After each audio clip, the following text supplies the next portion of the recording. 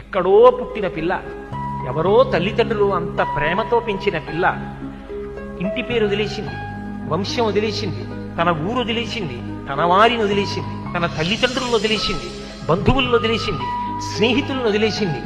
ముక్కు ముఖం తెలియని నా కొడుకు చిటికిన వేలు పట్టుకుని నా ఇంటికి వచ్చింది. తాను మరణ సదృశమైన వేదన పొంది ప్రసవాన్ని పొందింది. నేను తాతనయ్యానని తాను పొంగిపోతాను. నా వంశాన్ని నిలబెట్టింది. మా మామగారు బాగుండాలని కోరుకుంది, మా అత్తగారు బాగుండాలని కోరుకుంది. తాను నోము చేస్తే, వ్రతం చేస్తే నా భర్త దీర్ఘాయుష్మంతుడు కావాలని అడిగింది. నిద్ర లేచి మంగళసూత్రం కళ్ళకద్దుకుంటే మా ఆయన బాగుండాలని కోరుకుంది. నా కొరకు ఆమె ఏం అడగల. తన అత్తవారి కొరకు, పుట్టింటి కొరకు.